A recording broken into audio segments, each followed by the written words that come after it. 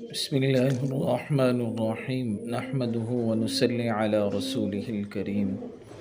میرے محترم عزیز دوستوں اور بزرگوں، اللہ نے ہمیں توفیق دی کہ ہم نے نماز فجر ابھی جماعت کے ساتھ ادا کر لی۔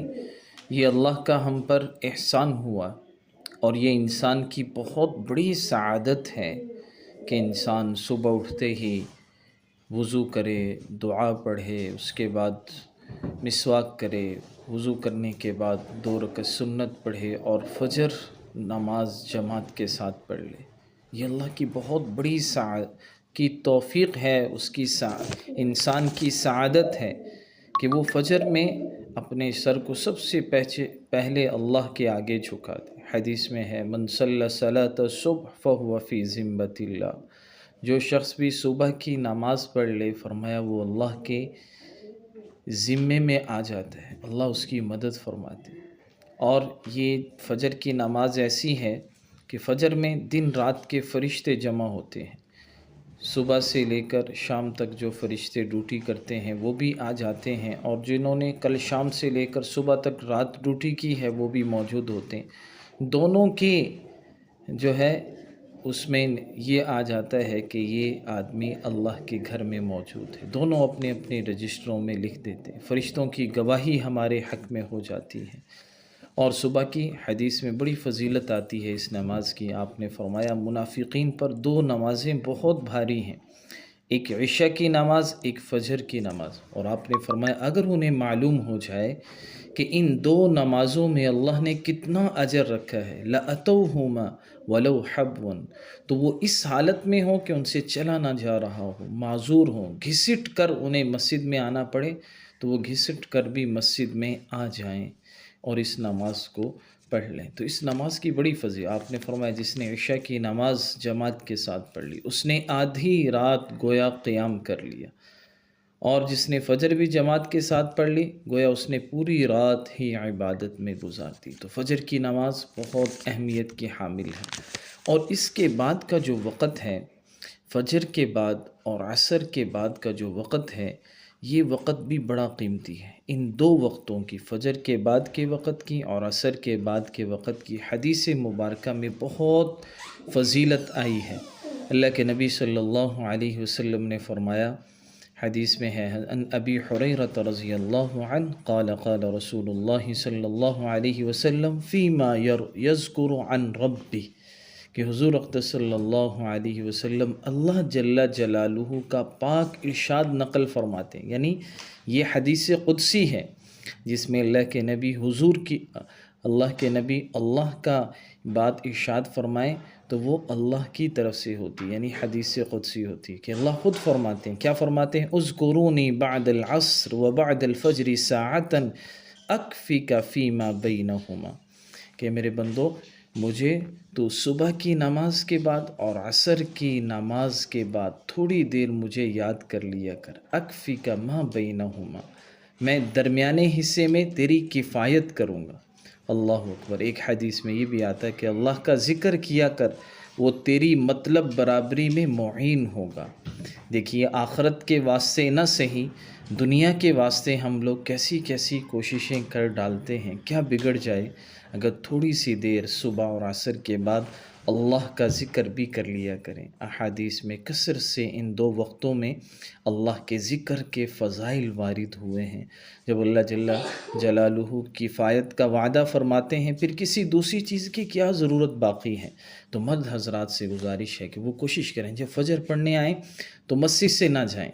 کوشش کریں تھوڑی دیر یہاں بیٹھ کر، آپ کو معلوم ہے 10 منٹ کا صرف میرا درس قرآن ہوتا ہے، اور یہ درس قرآن بہت سارے لوگوں کو ریکارڈنگ کے ذریعے گروپوں میں پہنچتا ہے۔ جس دن میں ریکارڈ نہ کر پاؤں یا کبھی درس نہ ہو تو مجھے میسیجز آتے ہیں لوگوں کے کہ آج آپ نے درس نہیں دیا، درس ہمیں بھیج دیں، درس نہیں موصول ہوا۔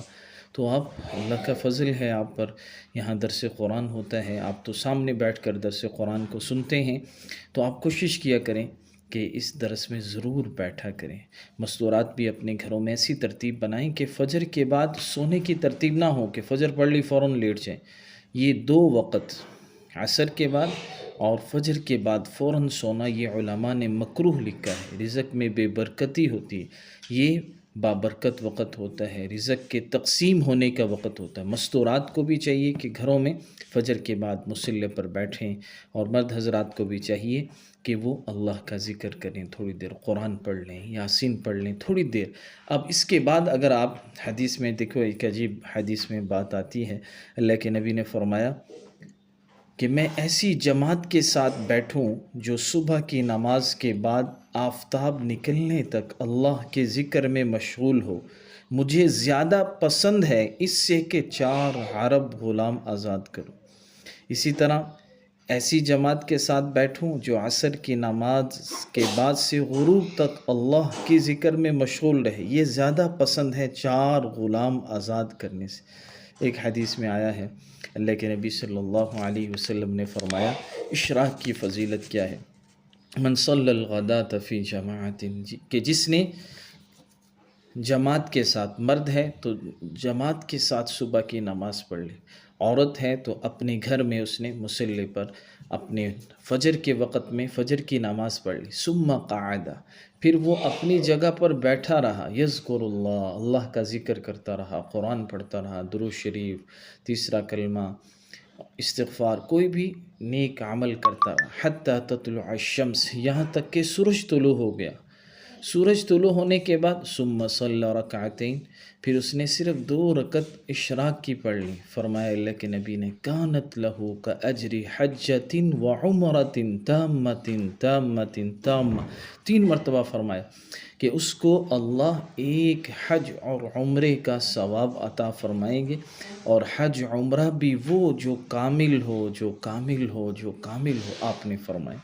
تو بھائیو، کتنی بڑی بات ہے کہ ہم تھوڑا سا فجر کے بعد اگر بیٹھ جائیں، یہاں درس سن لیں، مستورات اپنے گھروں میں قرآن پڑھ لیں، ذکر کر لیں،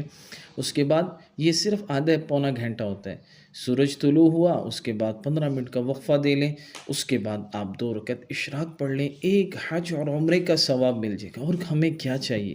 ایک حج عمرے کا روزانہ ہم ثواب اپنے نامہ اعمال میں درج کروا سکتے ہیں، صرف آدھا گھنٹے کے جو ہے اگر ہم لگا دیں، آدھا پونا گھنٹہ، تو ہم اس کی نیت کر لیں کہ انشاءاللہ مستورات بھی گھروں میں جو ہے اس کا اہتمام کریں گی، اور مرد حضرات بھی اس کا اہتمام کریں گے کہ فجر کے بعد کسی کو جو ہے سونا نہ دیں، مستورات بھی، مرد بھی اپنے بچوں کو بھی نہ سونے دیں، صبح اٹھائیں، ان کو نماز پڑھائیں، قرآن پڑھائیں، جب اشراق کا وقت پھر ان کو سونے دیں۔ اس سے اللہ کی رحمتیں، برکتیں آئیں گی، رزق میں برکت ہوگی، اور فجر کے فوراً بعد سو جانا یہ علماء نے نحوست لکھا ہے اور بے برکتی کا سبب لکھا ہے۔ تو اس لیے ہم آج سے سب نیت کریں کہ انشاءاللہ کل سے درس قرآن شروع ہوگا، سب بھائی اہتمام سے اس درس میں شریک ہوا کریں گے، اور مستورات اپنے گھروں میں قرآن اور ذکر کا اہتمام کیا کریں گی نماز کے بعد، تاکہ یہ جو فضائل ہیں ان کو ہم حاصل کرنے والے بن جائیں۔ اللہ ہم سب کو عمل کی توفیق عطا فرمائے۔